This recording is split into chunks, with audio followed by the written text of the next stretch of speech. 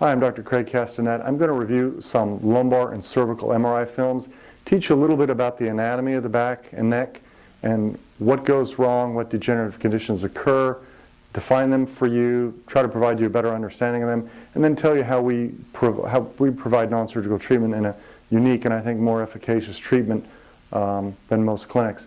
Let me show you this lumbar MRI scan over here. These are various slices of the low back area.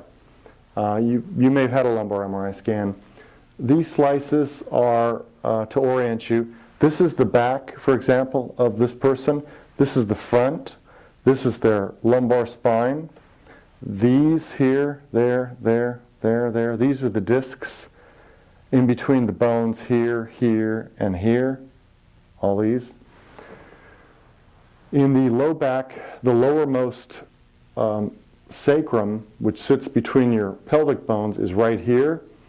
The lowermost disc is the L5-S1 disc, because by convention we call this L5, or the fifth lumbar vertebra, and this is the top of the sacrum.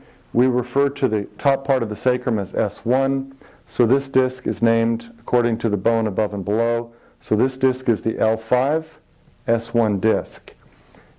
You can see it's white in color. Now we're going to go to the disc above. You see it's darker in color. This disc is the L4-5 disc. There's a vertebra above that. This disc is the L3-4 disc. There's L3. There's the L2-3 disc. That's L2. There's the L1-2 disc, and that's L1. Let's look for a moment at the discs generally. You'll note that there is a lighter color to this disc and this disc. It's a little darker there, a little darker there, and it's light again there. In these particular images, the light color denotes more water content of the discs. These two discs have lost some water content, so they're what we term degenerated discs. They have also lost perhaps a little bit of height, though not a lot. Sometimes you'll see that these have lost so much water content that they will collapse and you'll have bone on bone. That's not the case here. But let's also look behind at the back part of the disc. You'll notice that the fibers of this disc are in continuity from the end of one vertebra to the vertebra above. This one seems to stick out a little bit. This is a bulge or herniation. The one above that is sticking out considerably, so that's a pretty good sized herniation. If we go over to this other slice here, and the reason we look at numerous slices is because some slices will depict the problem better than other slices. But if you look at this slice over here, this disc is sticking out significantly. This is a very large disc herniation at L3-4. If you look at the disc below, this has got a little bit of white right there. That tells you there's a little bit of a tear in there with some inflammatory water content. This is the L4-5 disc. We call this an annular tear. You'll hear numerous terms used in your MRI report if you read it, or if you hear it described by a doctor, and I'll explain some of those terms in a moment. This disc is good. It's not sticking out in the back. That's the L5-S1 disc. It's got good water content.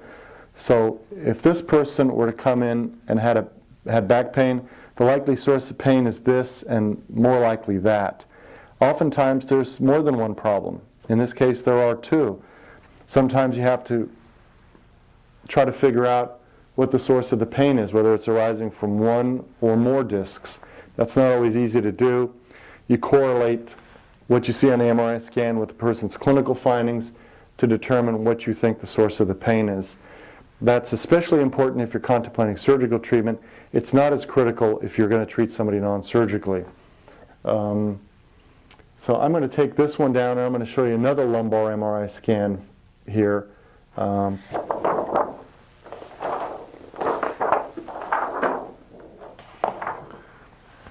This is from another facility. The images look a little different, but they're also quite similar. Again, different slices to see different things. Let me point out a couple of things with this. The contrast in this image is such that you have a good picture of the spinal cord, which ends right about here. Then you see little tiny lines. These are the nerve roots. They continue on down the canal. You'd like this space, this white space here, to be as wide as possible. That width provides lots of space for the nerve roots to descend and to exit out the little holes on the side and continue on to innervate, the buttocks, thighs, legs, and feet, and they're responsible for all the functions of reflexes, sensation, and motor or muscle function. In any case, if you look at these discs and vertebrae again, you can see that in this case, person has good white discs there and there, there. These have good water content. They're also not sticking out into the canal here, so they're not bulging or herniated.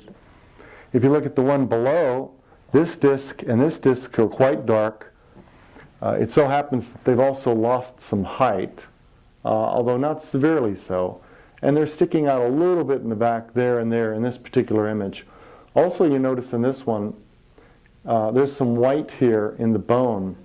Oftentimes when there is disc herniation or disc pathology and you don't have proper exchange of fluids across the end plate to the bone and the disc itself, you'll get what we call modic changes or swelling within the bone itself that shows up as white in color also.